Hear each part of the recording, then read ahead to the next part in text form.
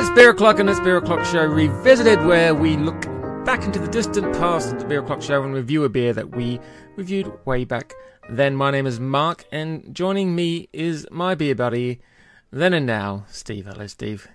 Hi, Mark. How you doing? I'm doing alright, mate. How are you? I'm very well, thank you. Very good. So, this episode of Revisit is looking at Thornbridge's Jaipur, an India Pale Ale. I think I made that same mistake way back then, calling it Indian Pale Ale. 5.9% ABV.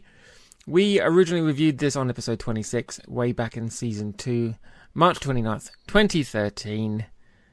Steve, this is a beer that you've had plenty of times since then, I'm sure.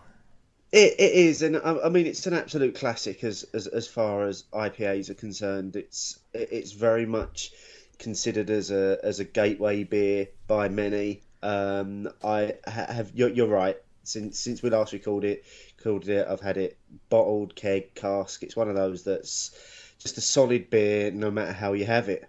Yeah, and over the years we've grown to love Thornbridge's output. The first Thornbridge beer we ever did was Raven, which I think was in season 1, wasn't it? And we've done. It was in season 1, and it was the first revisited that we did as well. And we've done a few Thornbridge beers since then. We've worked with them and stuff, and it's a great little brewery. But the thing with Thornbridge is, you're going to get consistency and quality with all of their beers, and that's what they absolutely pride themselves on. Mm-hmm. You can expect nothing less from them.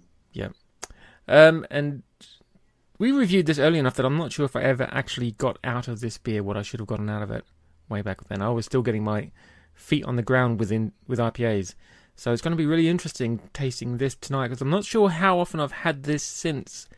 I've had plenty of other Thornbridge beers, but I've tended to go for the Kipling or Halcyon. So there is middle ground, and it's called Jaipur.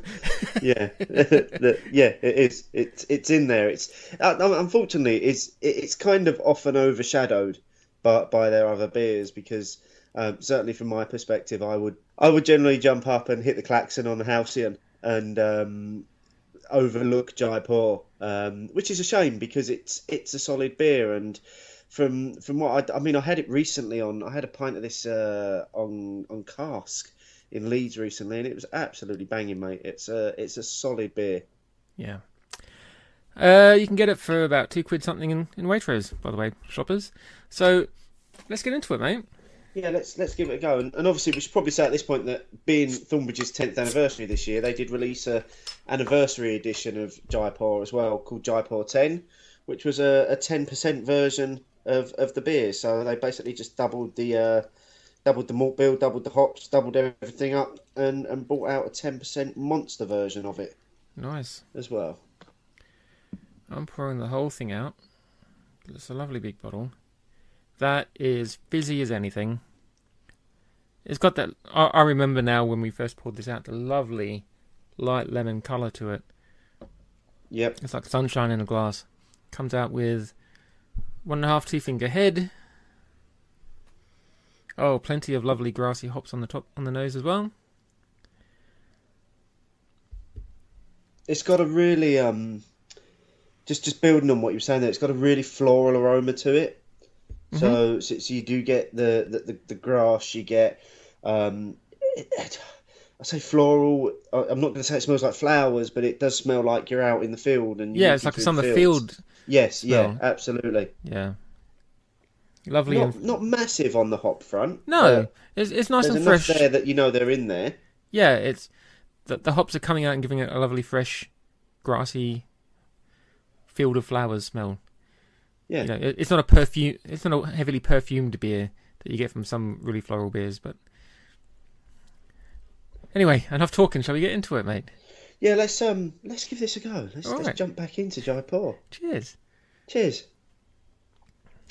Now that's got a flavour that's really deceiving compared to the aroma, because it starts off. You get a little hint of hops up the front, and then all of a sudden the malt kicks in. And this is a really malt forward IPA. Yeah. And it's really well balanced. And then you get to the end, and there's this massive bitter finish on it that just lasts.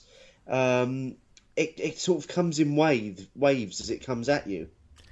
Yeah, it gives a nod to the English IPA style of the more malty IPA, but it doesn't have the overpowering aroma or overpowering taste profile that American IPA would have. It's just, you drink it, it's lovely and light on the palate. You do get that kind of that wave of maltiness, and then my mouth just gets lined with this bitterness as it kind of takes over my mouth with that lovely hops. But that doesn't stick around, so it just kind of filters off, and then you're just left with this lovely beery taste in your mouth. Yeah, I think you nailed it in what you said there in terms of it being more of the English IPA style. It's not a beer that is focusing on its hops. It's focusing on all of the ingredients that are in there, and all of those ingredients are balancing perfectly to give you this finish that is citrusy, and it's bitter, and it's brings you back in for another sip, and it just keeps going in the mouth. Yeah, and it's quite interesting because Thornbridge are kind of, how can I put this? They're kind of giving a nod and a wink to the real ale crowd with that part of it, but kind of bringing this style of beer. I know plenty of people have done this, but it's a very good example of a classic English IPA being modernised. Yes, yeah. With some of those more crafty flavours, shall I say.